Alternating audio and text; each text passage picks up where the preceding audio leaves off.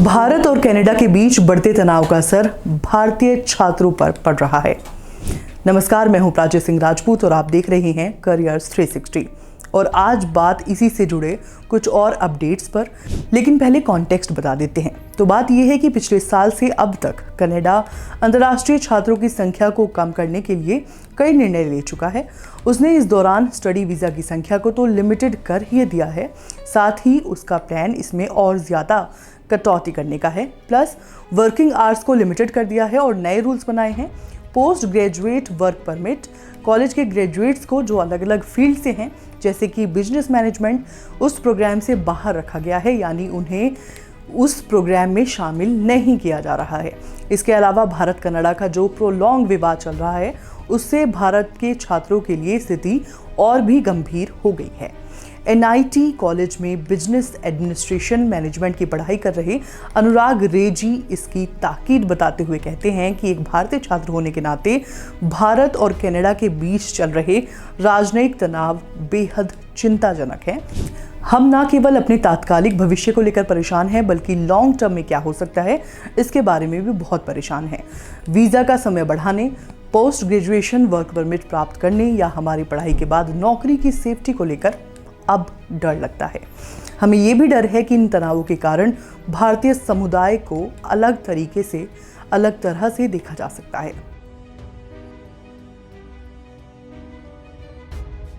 अब बात करते हैं कनाडा स्टूडेंट के वीज़ा एप्लीकेशन और डिलेज की। दोनों देशों के बीच राजनयिक टेंशन का असर छात्रों की वीजा एप्लीकेशंस पर पड़ा है। कनाडा भारतीय छात्रों के लिए एक लोकप्रिय पसंद रहा है, लेकिन पिछले साल कनाडा स्टडी परमिट एप्लीकेशंस में गिरावट देखने को मिली थी। आपकी स्क्रीन में IRCC का डेटा दिखाई दे रहा होगा। अब एक एक पॉइंटर्स के जरिए आपको बताते हैं। बात करते हैं 2021 की। तो 2021 में लगभग 2.5 लाख एप्लीकेशन गई थी, जबकि अप्रूवल रेट 60% था। बात करें 2022 की, तो 2022 में 3,56,000 के करीब एप्लीकेशंस प्राप्त हुई थी, और जबकि अप्रूवल रेट की बात करें तो ये सिर्फ 54% था। लेकिन बात करें 2023 की, जनवरी से जून तक की, तो इस दौरान जो एप्लीकेशंस की संख्या थी वो 1,02,935 के करीब थी, जबकि अप्रूवल रेट की हम बात करें तो जो अप्रूवल रेट था वो 63% था।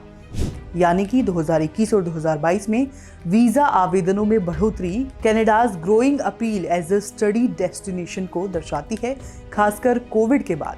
हालांकि 2023 में प्रोसेसिंग डिलेज और टाइटर इमिग्रेशन रेगुलेशंस के कारण अप्रूवल रेट्स में गिरावट देखी गई है।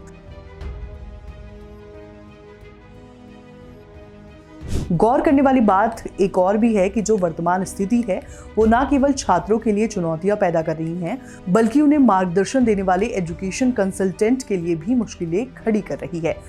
Delhi based education consultant Amit Sharma बताते हैं कि हम वीज़ा अप्रूवल में काफ़ी ज़्यादा डिले देख रहे हैं। जिन छात्रों के पास पहले से ही एडमिशन ऑफर हैं, वो अब अधर में लटक गए हैं, अप्रूवल का वेट कर रहे हैं, जिसमें काफ़ी ज़्यादा टाइम लग रहा है। पॉलिटिकल सिचुएशन इसमें अनिश्चितता का एक और एलिमेंट जोड़ रही है, और ऐसा संकट हमने कई सालों में नहीं देखा है। कई छात्र जो विदेशों में पढ़ना चाहते हैं, अब तो कनाडा से इतर अन्य ऑप्शंस ढूंढ रहे हैं। प्रोसेसिंग डिलेज के साथ छात्र तेजी से UK, ऑस्ट्रेलिया और जर्मनी जैसे देशों में ऑप्शंस तलाश रहे हैं। लेकिन UK और ऑस्ट्रेलिया दोनों ने ही अंतर्राष्ट्रीय छात्रों की संख्या कम करने और इमिग्रेशन को कंट्रोल करने के लिए अपनी वीज़ा की नीतियों में कुछ चेंजेस किए हैं। जैसे जनवरी में UK ने डिपेंडेंट वीज़ाज पर लिमिट्स लागू की हैं, जिससे लंबी अवधि के कोर्सेज करने के लिए आए छात्रों का अपने परिवारों को अपने साथ लाना मुश्किल हो रहा है। दूसरी तरफ ऑस्ट्रेलिया ने विदेशी छात्रों के नामांकन की सीमा तय कर दी है और भारत के वीज़ा आवेदकों के लिए अपनी वित्तीय जांच भी कड़ी कर दी है, खास तौर पर पंजाब और हरियाणा के छात्रों पर, जिसकी वजह से वीज़ा रिजेक्शन रेट्स में बढ़ोतरी हुई है। कंसल्टेंट्स के रूप में हमारी भूमिका और कॉम्प्लिकेटेड हो गई है। छात्र परेशान है और हमें उन्हें अलग अलग ऑप्शंस देने और हर देश के बदलते वीज़ा नियमों को समझने में मदद करने के लिए जल्दी से जल्दी कदम उठाने की ज़रूरत है। वहीं बेंगलुरु में विदेश में कंसल्टेंट मीनाक्षी राव भी इस बात से अग्री करती हैं। कूटनीतिक टकराव का सीधा असर उनके व्यापारिक कार्यों पर पड़ रहा है।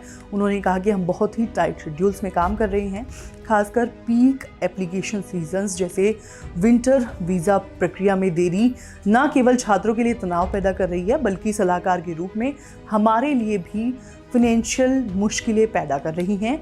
कंसल्टेंट्स के लिए देरी और वीज़ा रिजेक्शंस के कारण डेफर्ड एडमिशंस और रिफंड रिक्वेस्ट स्थगित हो सकते हैं, जिसके परिणाम स्वरूप नुकसान सहना पड़ रहा है। इसके अलावा उन्हें अब इस मामले पर अधिक समय बिताना पड़ता है। अक्सर आवेदनों को फिर से या अनिश्चितता में फंसे छात्रों के लिए वैकल्पिक गंतव्य सुझाने की आवश्यकता होती है। स्थिति निराशाजनक है, न केवल छात्रों के लिए बल्कि हमारे लिए भी।